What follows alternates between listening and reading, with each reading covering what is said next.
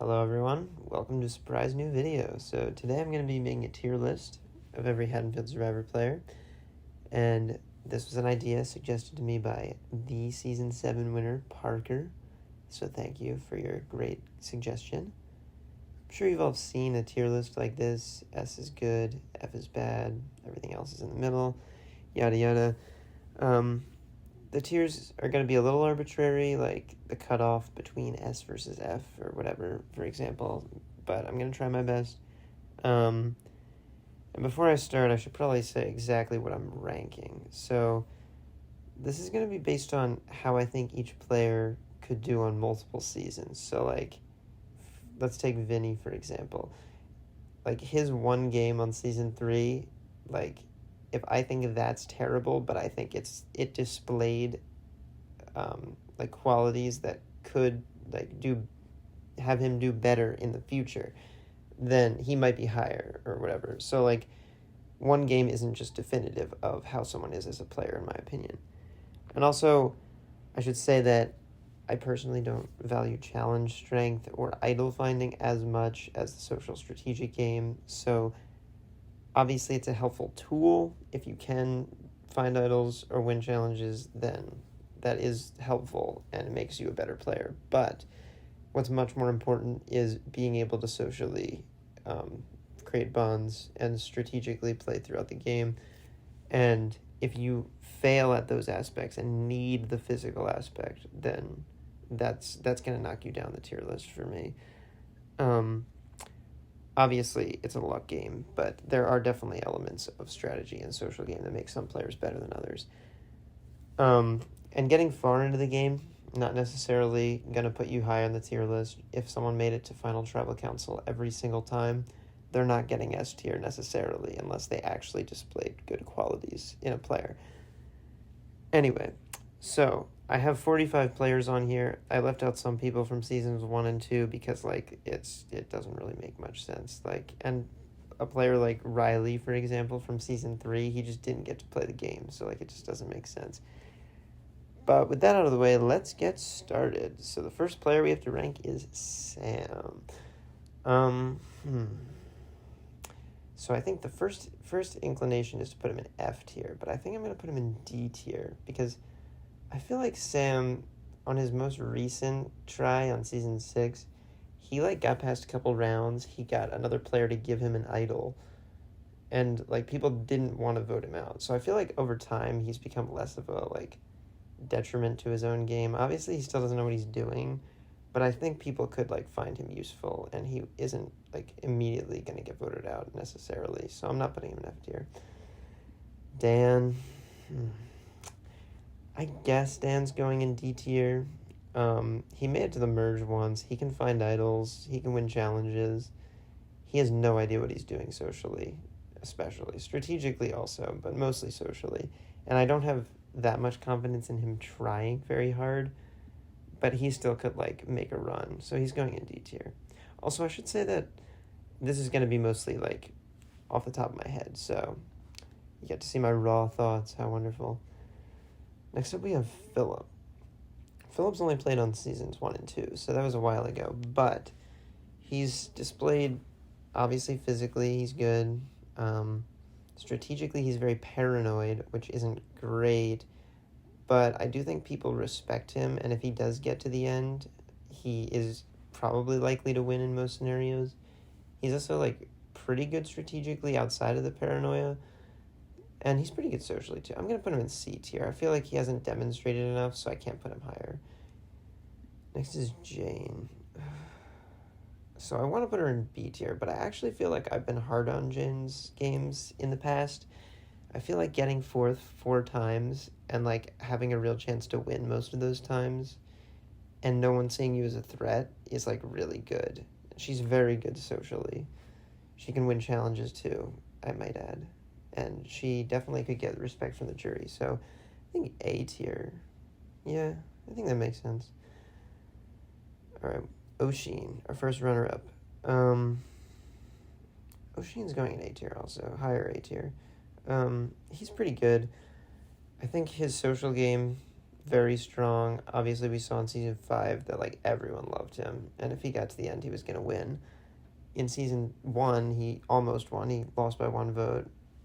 He doesn't try very hard necessarily, but when he does, he's really good. So I think A tier.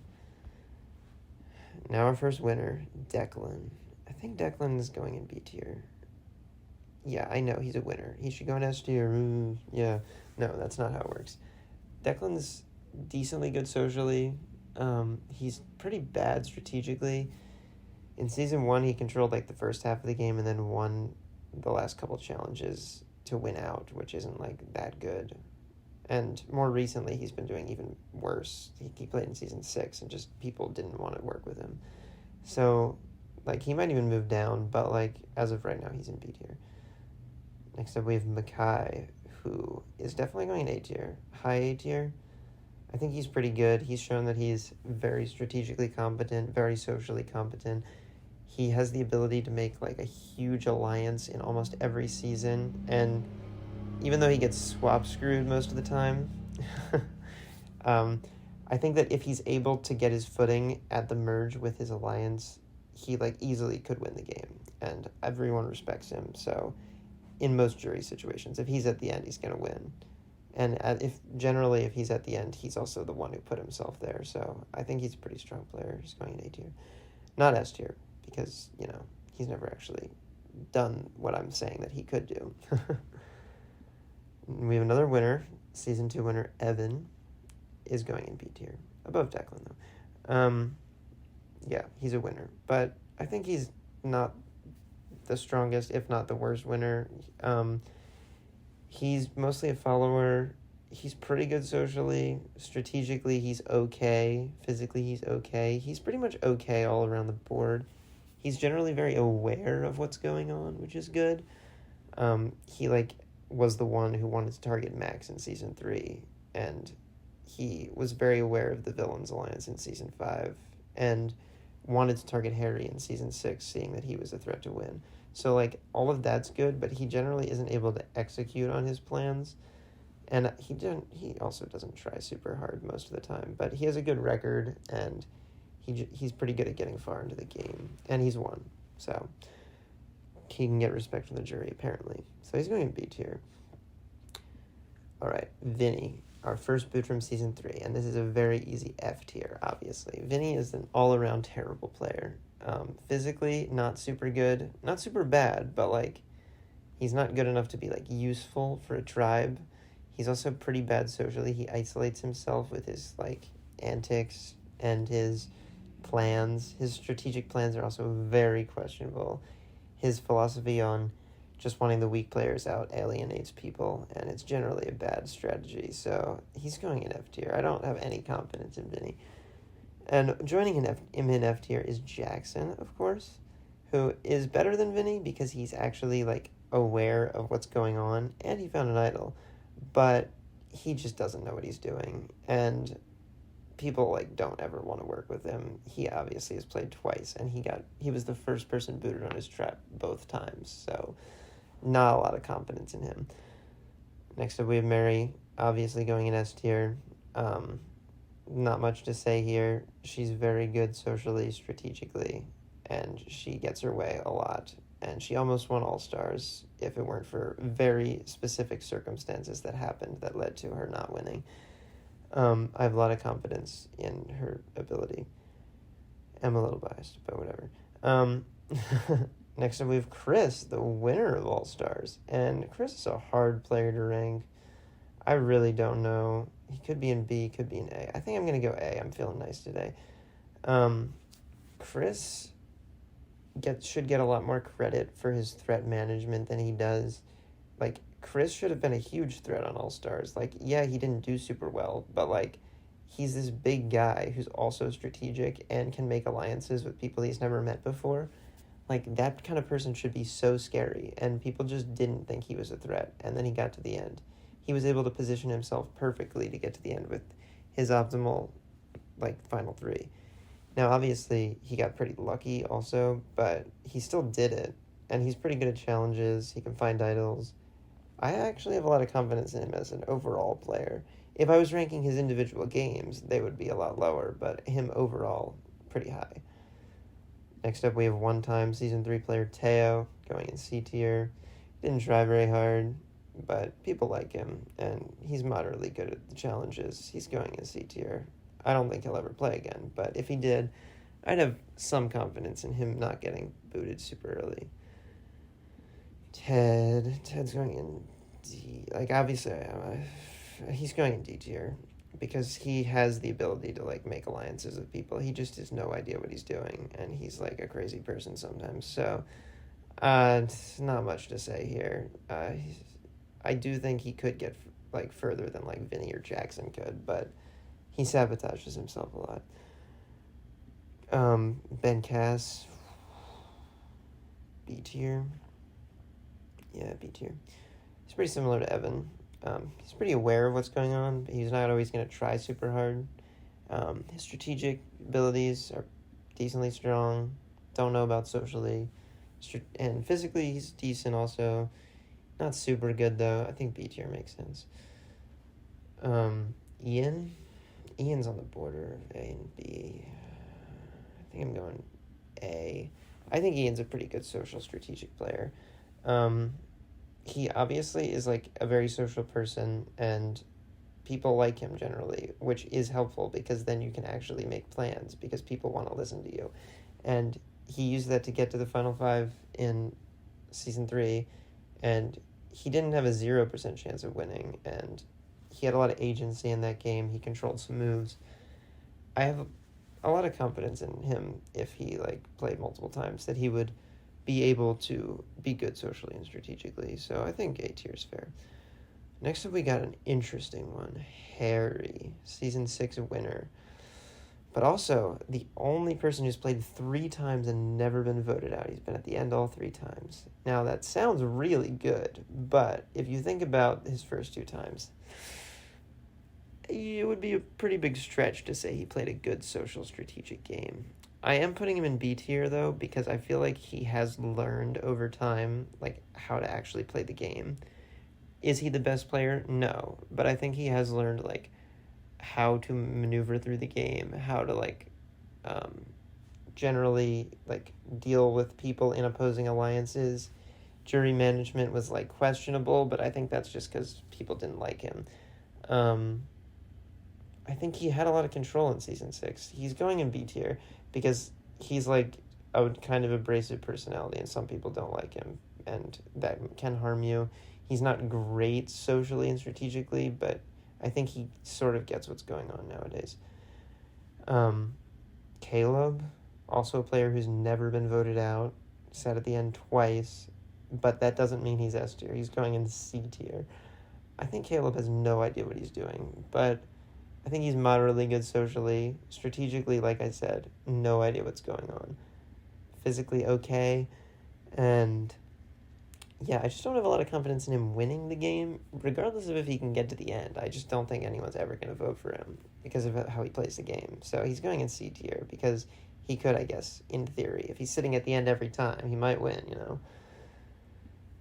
Max, this one's really easy. Obviously, S tier. Max Cass is the best player he's ever played. Obviously, his Season 3 game is flawless. He brilliantly executed the duos strategy where he was the third in a bunch of duos and picked off one from each of them so that he became their number 1 ally and got to the end and everyone respected him. And all of the people who challenged him went home immediately. So clearly he had a complete stranglehold on the game. He won with 8 jury votes. That's insane.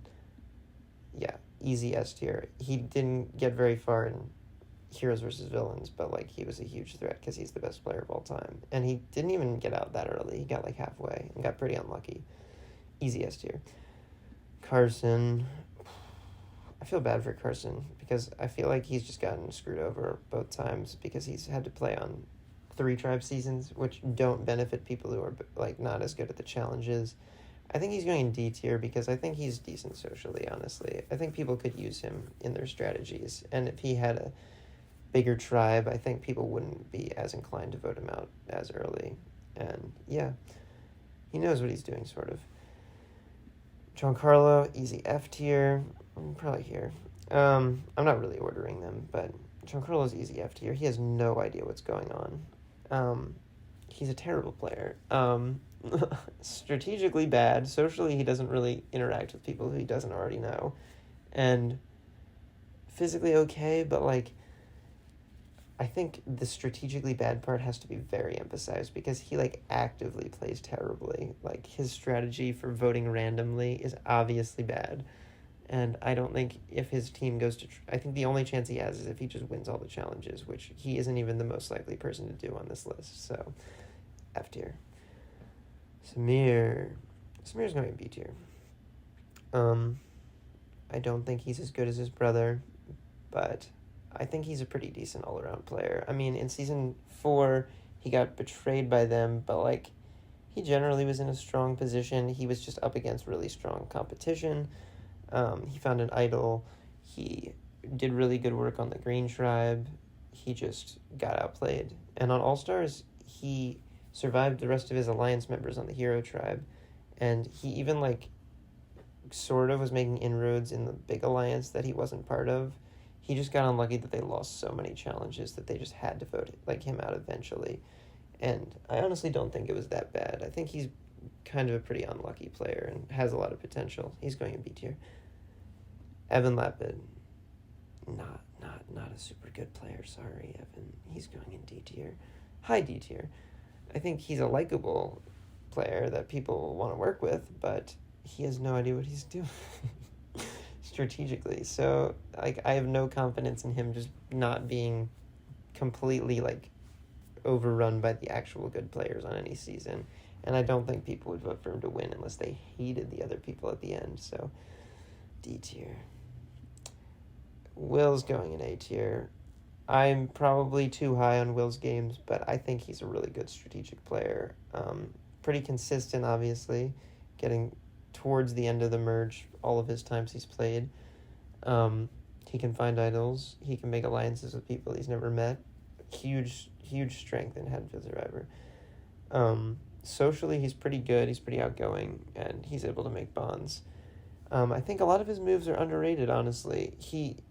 He's been able to, like, pull in people and make some blindsides before. Like, obviously his move on Bucci is pretty good if he was able to hold his numbers.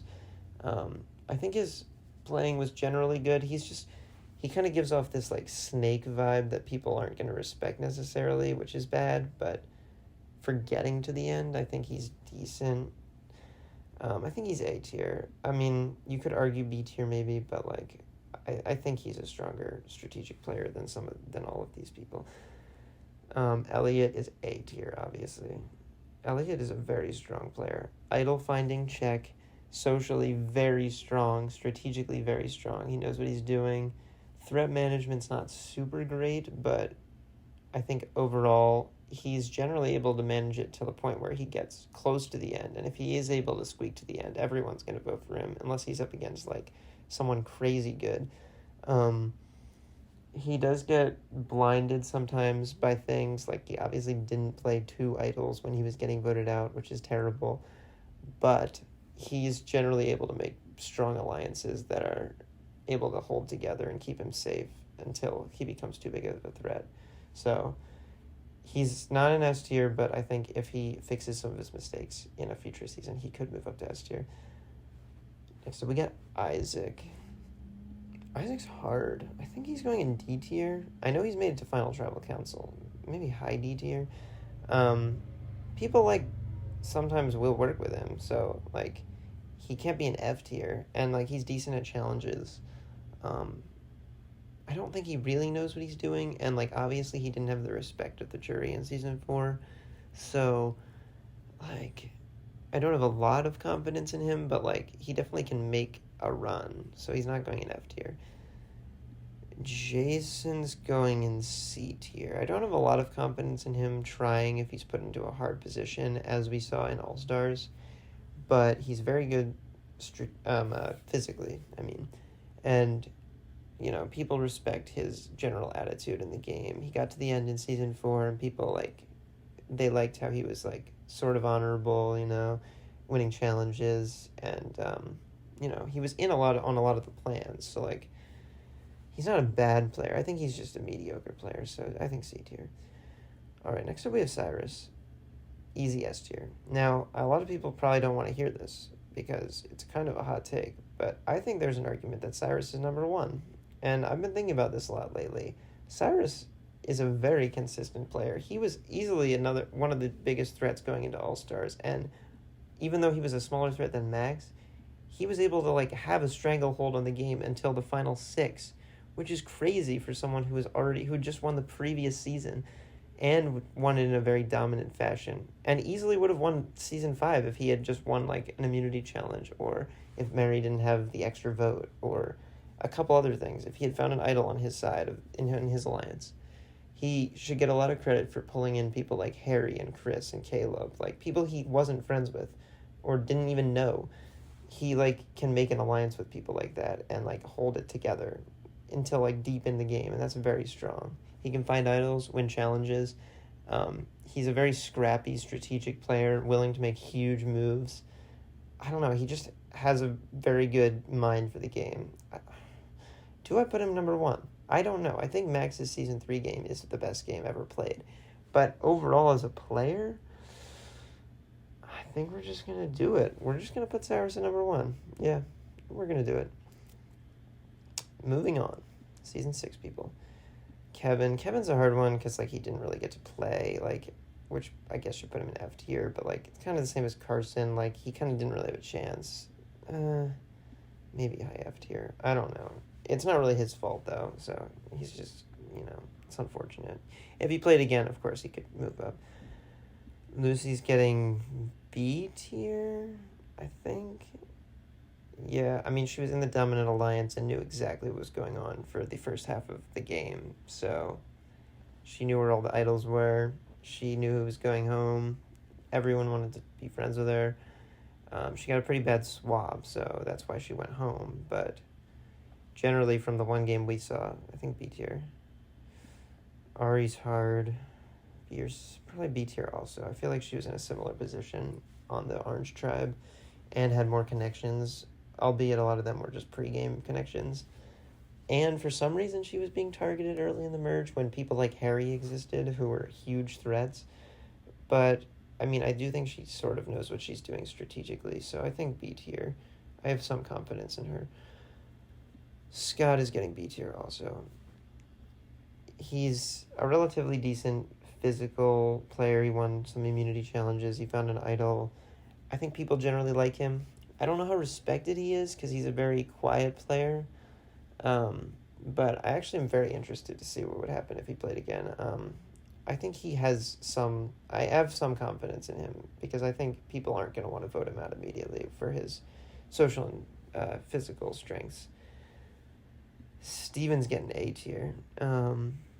Pretty easy A tier. I think Steven's just like an all-around good player. Not great, but good.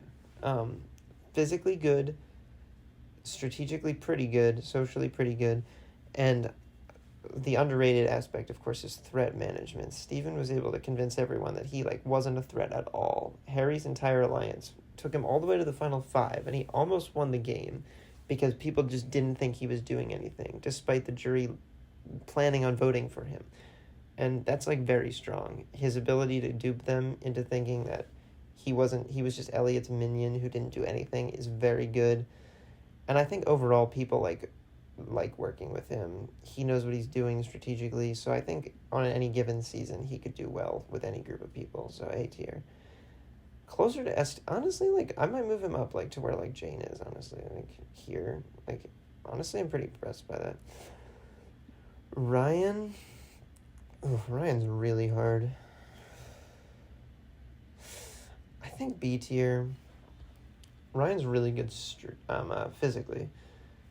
He won 3 immunities in a row. He is very questionable strategically.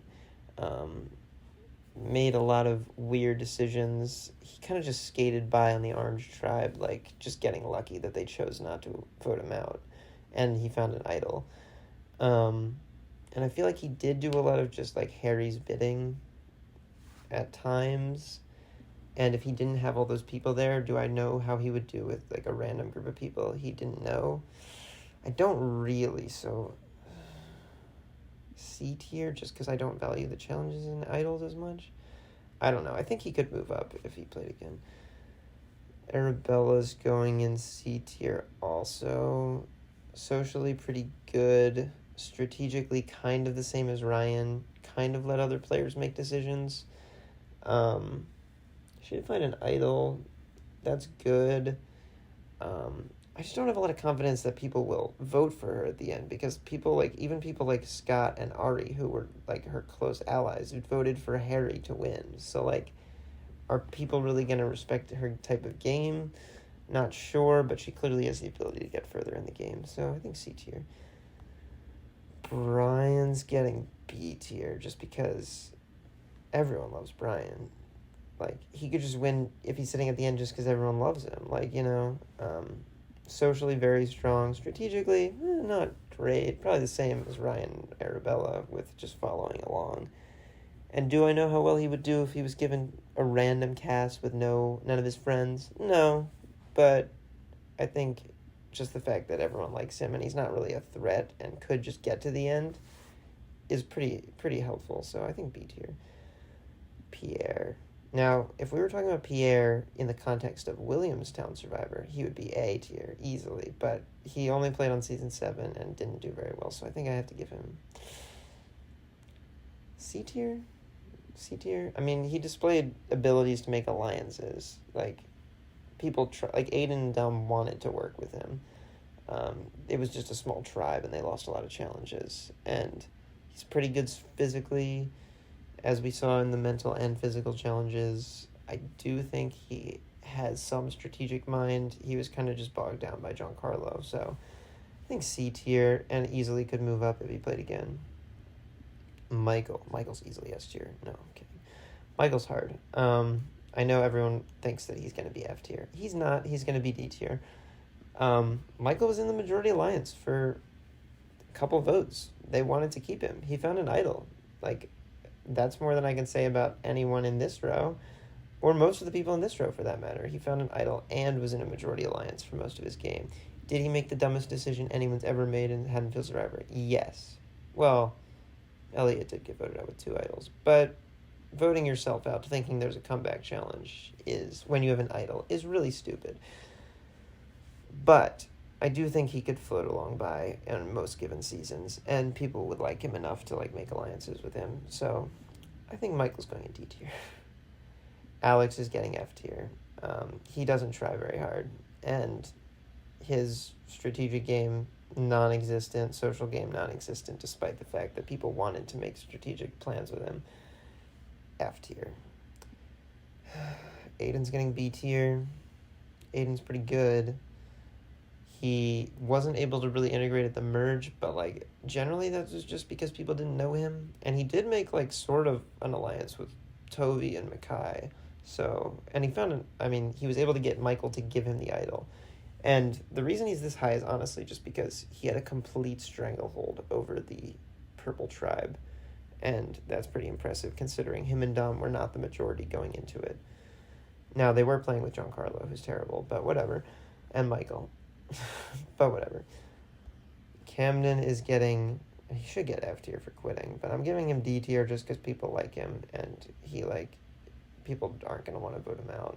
So, but no confidence in him, honestly. Bucci is A tier. Had a lot of control over the season, controlled most of the post-merge votes against Mackay, Mary, and was going to win if he got to the end. He has a lot of comp abilities. He won a couple comps, and he could have comped out. He's just generally a good player. I mean, people respect him, and he's able to sway people to his side. Now, he didn't manage his threat level very well, but neither did most of these people. Mackay, Elliot, Mary, so, A tier, not S tier, like these two. I think Tovi and Dom have to both be in B tier. They have different flaws, though.